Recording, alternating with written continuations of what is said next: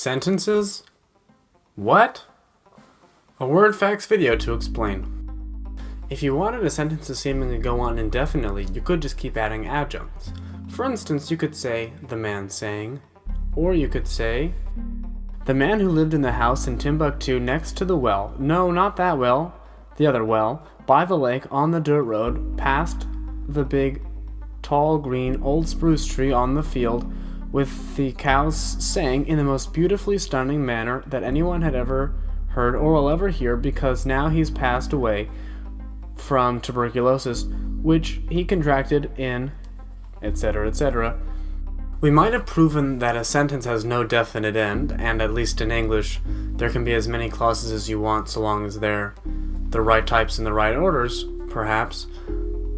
But this still fits in with the classic explanation of a subject and a verb make a sentence, and that's it. And perhaps we can extend this to necessary objects, but does this still meet all the criteria for all sentences?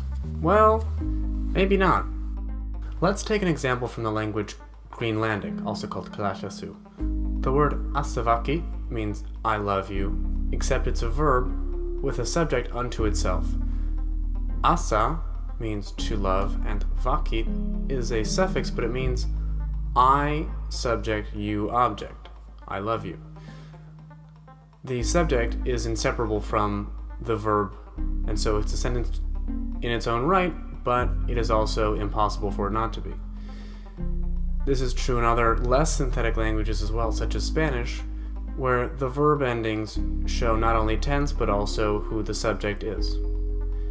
In English, with a few exceptions, the verb cannot show who the subject is, and therefore the subject is not necessary for the word, but instead for the whole sentence, and this does change things. This would mean, theoretically, that it's easier to drop off a subject in English as opposed to Spanish or Kalashassu if we include these verbal endings. And in fact, there are two ways that this happens. The first, and the most accepted way, is with imperatives. The shortest, perhaps, sentence in English is go, which is a command, and the subject is implied as you, but it's still not stated. There's only a verb. In other sentences which have a similar meaning, you must go, the subject is considered to be necessary, though it's not in imperatives, and this is just an English convention. There are other ways as well for there to not be a subject in an English sentence, though they tend to be less formal and certainly less standard. Questions might drop off a subject, especially if it's in the second person. Want to go to the movies is an example where there is no subject because it's implied enough by the fact that it would be conversational. There are other examples as well of English dropping off first-person subjects in sentences like we'll go out soon or am hungry, though these tend to be obviously less formal and certainly wouldn't be so accepted in formal writing, but they are still utterances that have been recorded in English and are coherent for any native speaker. Therefore, we should consider them to be valid sentences. Despite all of this, there is evidence that English puts a lot of emphasis on the subject. Even in passive constructions, there is still considered to be a subject even though it is the recipient of the action. In he loves them, we see loves has a third person present ending, whereas they are loved by him. We see that the verb is are and not is because they is now considered to be the subject. We also can note that it's not them anymore, but they. With this in mind, we should be dubious to say that English can simply drop off a subject wherever it wants, but this is more or less possible in other languages, to be sure. Japanese, for instance, has what's called topic prominence rather than subject prominence, which English uses.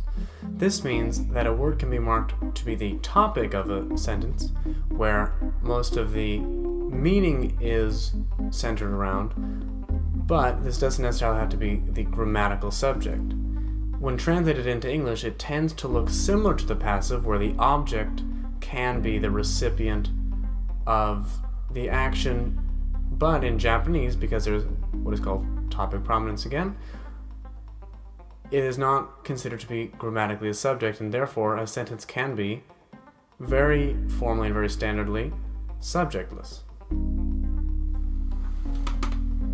As was discovered in the What Makes a Word video, similarly, what makes a sentence will change from language to language based on rules about what has to constitute for, in this case, usually verbs, in other words as well, but also how the sentences are formed entirely and how emphasis is placed on certain words and things like this. Always keep an open mind when discussing linguistic information like this, that not everything is going to be exactly the same. Thanks for watching, and I'll see you next time.